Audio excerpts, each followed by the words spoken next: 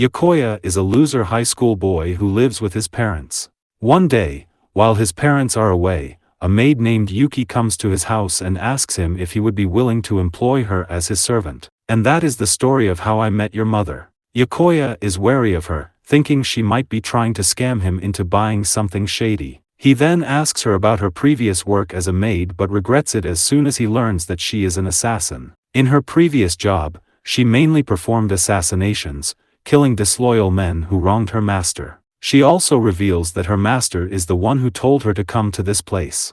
Curious about this master of hers, Yokoya asks Yuki about what kind of connection her master has with his family. To his surprise, they are complete strangers. After that, he asks her to show him her skills. Yuki then takes out her knife and precisely throws it at a tree. She quickly looks at Yokoya with a proud face, expecting praise from him. However, Yokoya gets scared and tells her that he doesn't have anyone he needs assassinated. He also doesn't know this master of hers. He doesn't understand why he sent her, so he's afraid he can't hire her right now. Yuki feels sad about this but understands his decision. She then apologizes for troubling him before leaving. On her way out, Yuki feels disappointed and asks herself what she had been so excited for and wonders where she should go now. Suddenly, she hears Yokoya's voice telling her she forgot something. At the same time, a truck-kun appears out of nowhere and is about to hit Yokoya. Not wanting him to get ice guy, Yuki quickly saves him. She has never saved someone's life like this before, so she doesn't understand why her heart won't stop pounding. Seeing Yuki's face, Yokoya starts to fall for her. After giving her back her item, Yokoya starts to feel bad for her and doesn't want her to leave, so he asks her to help him with the cleaning instead. Back at his house, Yuki misunderstands Yokoya, thinking he means a different kind of cleaning, so she takes out all of her knives, ready to use them. Panicking, Yokoya explains to Yuki that what he needs right now is a housekeeper. He just wants someone to take out the trash, vacuum, and do the laundry. Determined, Yuki makes a deal with Yokoya. If she can do all the housework, he will hire her. Little does Yokoya know, Yuki has never done housework before, and she ends up making a mess everywhere. Yokoya looks at her in shock, wondering how she can be so clumsy. Yuki apologizes to Yokoya and tries to clean up her mess but ends up slipping and falling to the ground. Luckily, thanks to her skills, she manages to land safely. Yuki starts to worry, thinking Yokoya no longer wishes to hire her after seeing her mistakes.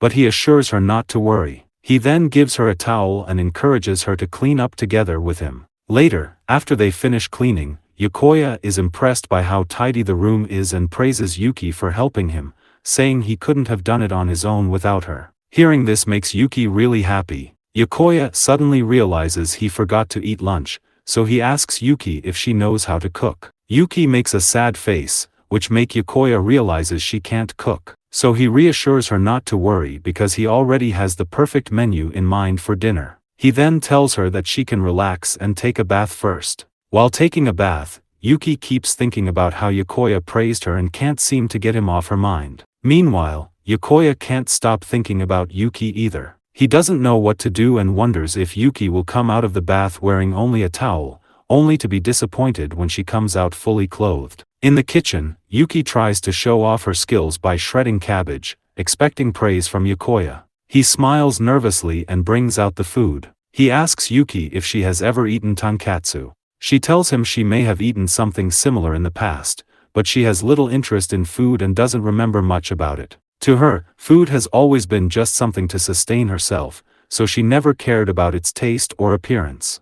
Yokoya can't believe this and thinks it's a shame for her to see food that way. He's confident that her view will change once she tries this tonkatsu. After all, it's from Katsuta Side Dish Store, the pride of his town's shopping district. Not only is it cheap, but it's also delicious. Rumor has it that even famous celebrities secretly come for a taste of this tonkatsu. After preparing the food, Yokoya realizes he doesn't know Yuki's name yet, so he asks her. She tells him she doesn't have a name. In the past, her employers called her whatever they wanted, so she tells Yokoya he can call her whatever he wishes.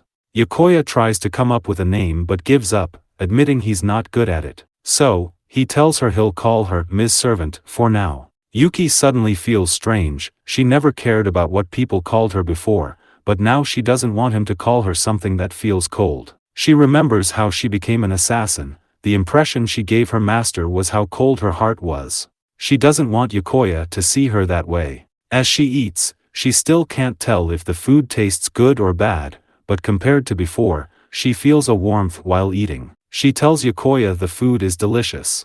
Yokoya is happy and tells her he's already prepared a room for her and that if she needs anything, she should just tell him. This surprises Yuki, as it's not something a master would normally do for her. As they talk, Yokoya notices that Yuki is eating tonkatsu without any sauce. He hands her a bottle of sauce and recommends that she try the tonkatsu with it. After just one bite, her opinion of the food changes, and she can't stop eating. The next day, Yokoya has a nightmare. When he wakes up, he suddenly feels hungry and heads to the kitchen. There, he hears a noise coming from the kitchen. Remembering that Yuki is an assassin, he fears she might be killing someone while he sleeps. He quickly goes to check, only to be shocked to find Yuki secretly licking the sauce.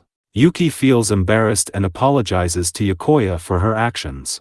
She explains that when she thinks about how any day could be her last, she can't help but want to taste this sauce one last time. Yokoya smiles and asks her if she's hungry, as he is also feeling hungry. He then prepares food for both of them. Yuki puts the sauce on everything she eats and finds it very delicious. She then asks Yokoya if he had a nightmare. It turns out that before she came to the kitchen, she heard a noise coming from his room. Thinking there might be an assassination attempt, Yuki came to his room without knocking, only to find Yokoya crying in his sleep, repeatedly calling for his mom. Yokoya feels embarrassed about this. Seeing him like that, Yuki reveals that she also had a dream. In her dream, she got to talk with the tonkatsu sauce, which told her, "I'm this big, so no matter how much you lick it, it won't run out." Yuki was so happy about this, but unfortunately, when she went in for a lick, she woke up. Yokoya looks at her in disbelief. She continues, saying that even though she had this kind of dream, she still feels happy about it. Because up until now, her dreams have only been about killing or being killed, and she has never felt anything in particular from her dreams or from waking up. This is the first time she has ever felt like she wants to keep dreaming. When she saw him having a nightmare earlier, she felt a little sorry for him and wanted to make him feel better, but she didn't know how, which made her feel sad and unfulfilled. Hearing this makes Yokoya really happy. He tells her that he has that kind of dream every once in a while. But when he was young, he always had nightmares, and whenever he would wake up, he would end up crying. He could never get back to sleep without resting his head on his mom's lap. Yuki then gets an idea and offers her lap for Yokoya to rest on. Yokoya panics and initially refuses her offer, but after seeing how sad she looks, he gives in, which makes her really happy. The next day, Yuki is cleaning as usual, and her skills are improving, which impresses Yokoya. While taking out the trash, they find an abandoned dog at their doorstep along with a letter. The letter explains that the previous owners mistakenly bought the wrong breed from the pet shop. The dog would grow too large for them to keep at home, so they left it at what they assumed was a wealthy family's doorstep. Yokoya is furious about the situation, but there's nothing he can do. Feeling sorry for the dog, he decides to keep it. Yuki reminds him that although the puppy is small, as long as it has a strong will to survive, it can overcome any situation. However, she warns that saving a life out of sympathy can sometimes lead to tragic outcomes. The puppy is unwanted, and unless it grows strong on its own, it might die on the roadside someday. If Yokoya wants to keep it, he must take that responsibility seriously. Yokoya doesn't fully grasp her point because, for him, when there's a life to save, the body acts before the mind. He believes it must be human instinct. He then asks Yuki, "You didn't save me from that truck yesterday out of sympathy, did you?" Later, Yokoya learns that Yuki is actually afraid of dogs. Whenever he tries to get her to hold the puppy, she quickly backs away. When he asks why, she explains that as a child, her teacher left her alone in the deep mountains as part of a training exercise, surrounded by fierce wild dogs. This traumatic experience has made her fearful of dogs ever since.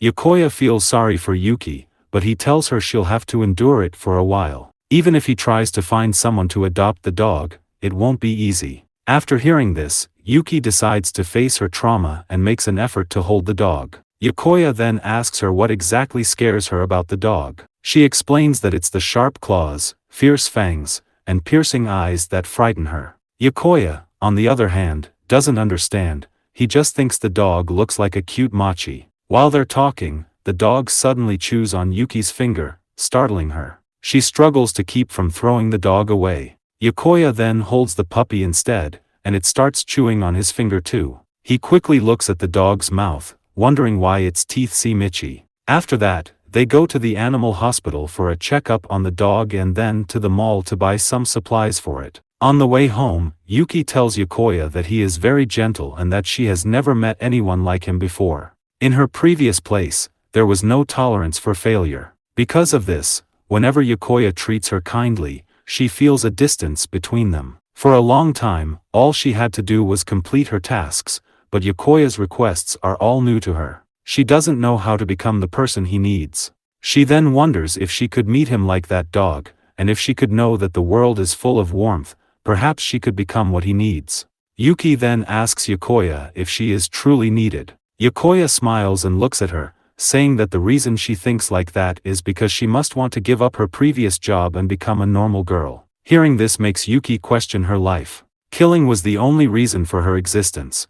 That is what she was taught so that someone like her could also feel needed. She then looks at the sunset and wonders if she could find a place to belong outside of killing. Could she understand more about Yokoya and this warm world? Yokoya reveals that when Yuki first came to his house, he was really scared of her because she is an assassin. This surprises Yuki. He then continues by saying that after spending time with her, he realized she is not what he initially thought, she is actually a good person. This reminds Yuki of someone who said the same thing to her. Determined to become a normal girl, she asks Yokoya what she should do. He tells her not to be afraid of failure, explaining that if she is trying something for the first time, it's normal to experience failure. The next day, while shredding the cabbage, the dog suddenly approaches Yuki. Startled, she grabs her knife to defend herself, only to realize that it might be hungry. After feeding the dog, Yuki attempts to pet it but is interrupted by Yokoya. He is impressed by how she was able to feed the dog.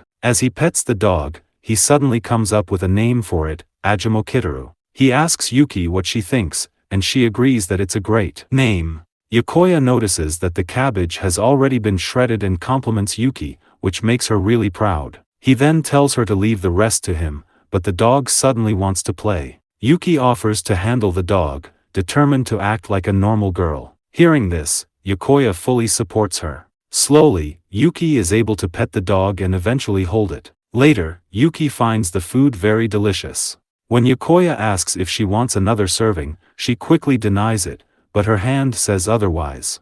Yokoya encourages her to be more honest with herself and tells her not to hesitate if she ever needs something from him. Yuki then asks him to give her a name. Yokoya asks when her birthday is, and she replies that she doesn't know. The only thing she knows is that she was born during a freezing winter. Hearing this gives Yokoya an idea, and he decides to name her Yuki. It means snow, white and beautiful. At first, Yuki doesn't like the name because it means cold, but Yokoya changes her mind. He explains that, to him, snow feels warm. He shares how he's heard that when fields are covered in snow, the soil and seeds beneath are protected from freezing, allowing new buds to grow when spring arrives. Hearing this makes Yuki smile, and she accepts Yuki as her name. If you've come this far, please consider liking and subscribing for more videos like this.